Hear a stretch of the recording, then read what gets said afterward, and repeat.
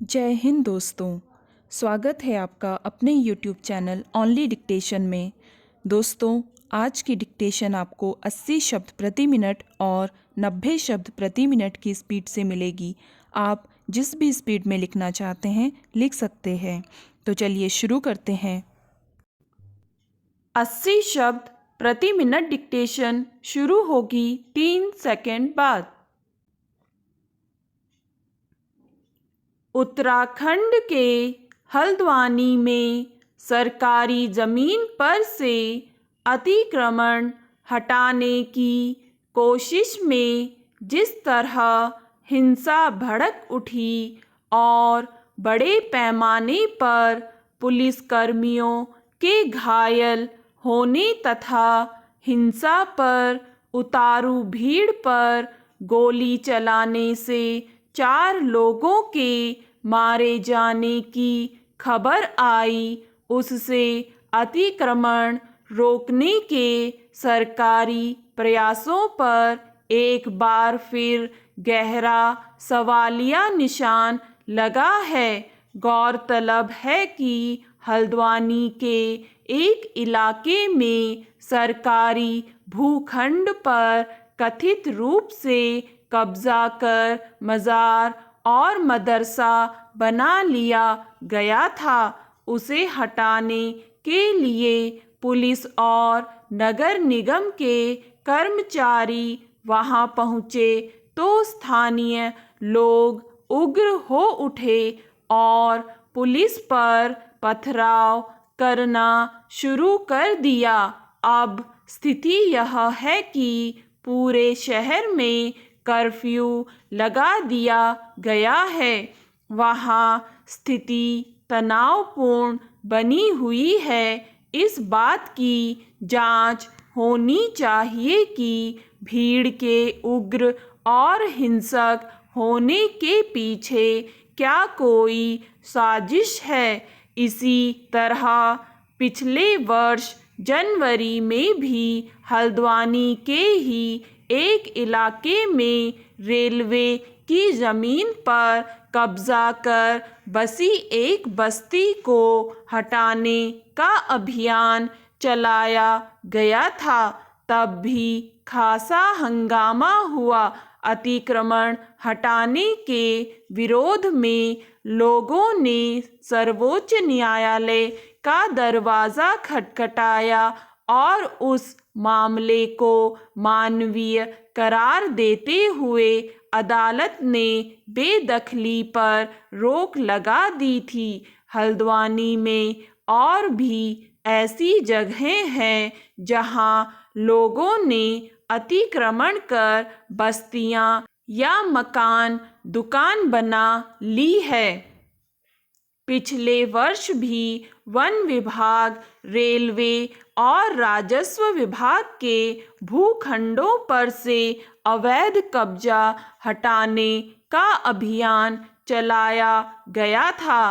पता चला कि कई जगहों पर भूमाफिया ने 100 और 500 रुपये के स्टाम्प पर लोगों को सरकारी ज़मीन बेच दी थी। उन पर लोग घर बनाकर रह रहे हैं।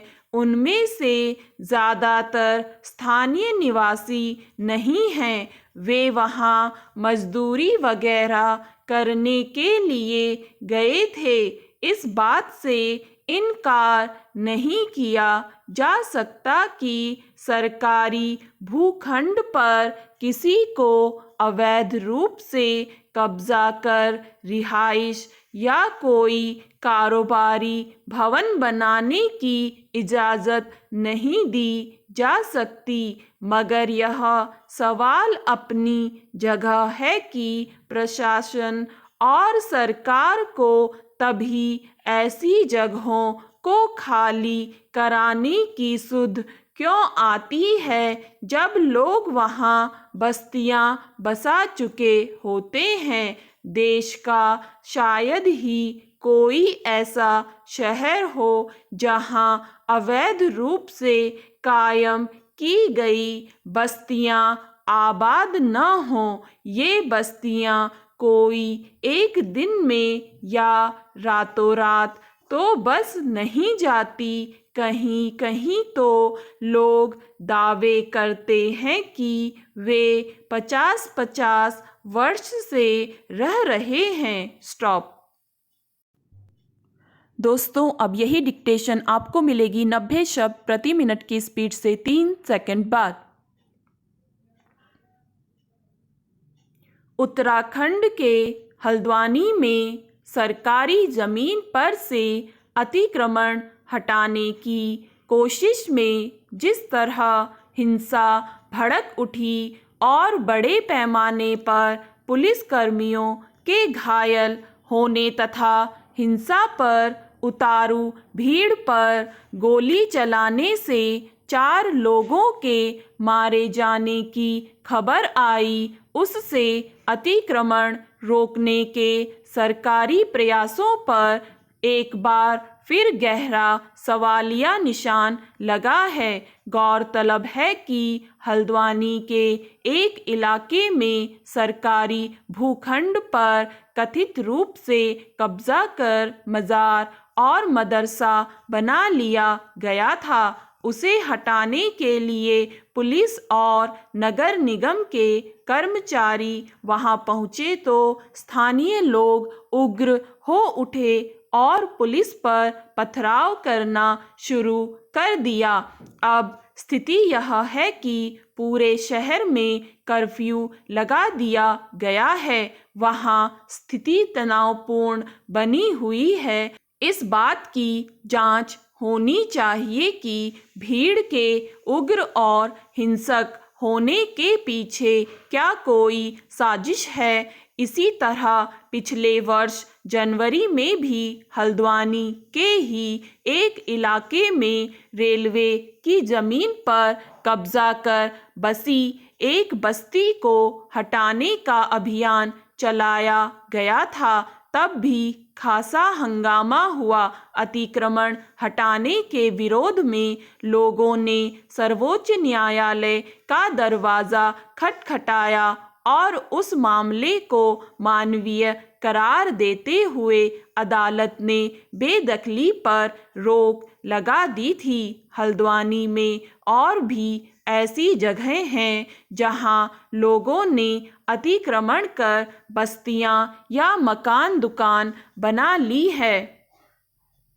पिछले वर्ष भी वन विभाग, रेलवे और राजस्व विभाग के भूखंडों पर से अवैध कब्जा हटाने का अभियान चलाया गया था।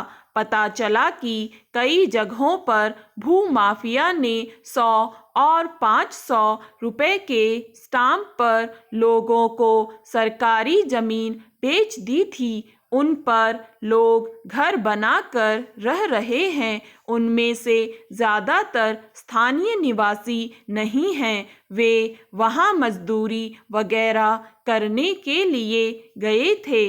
इस बात से इनकार नहीं किया जा सकता कि सरकारी भूखंड पर किसी को अवैध रूप से कब्जा कर रिहाइश या कोई कारोबारी भवन बनाने की इजाज़त नहीं दी जा सकती। मगर यह सवाल अपनी जगह है कि प्रशासन और सरकार को तभी ऐसी जगहों को खाली कराने की सुध क्यों आती है जब लोग वहाँ बस्तियाँ बसा चुके होते हैं। देश का शायद ही कोई ऐसा शहर हो जहाँ अवैध रूप से कायम की गई बस्तियां आबाद न हों। ये बस्तियां कोई एक दिन में या रातों रात तो बस नहीं जाती। कहीं कहीं तो लोग दावे करते हैं कि वे 50-50 वर्ष से रह रहे हैं। सरकारी भूखंडों पर कब्जे की प्रवृत्ति पुरानी और उजागर है। इसके पीछे सक्रिय लोग भी करीब करीब पहचाने हुए होते हैं। सरकारी अमले और भूमाफिया के बीच गठजोड़ के जरिए अतिक्रमण कराया जाता है।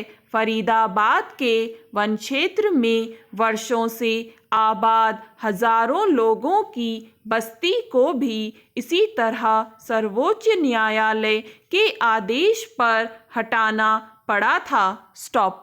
दोस्तों, अगर आपको ये डिक्टेशन पसंद आए तो लाइक करें, सब्सक्राइब करें और अपने दोस्तों के साथ भी शेयर करें।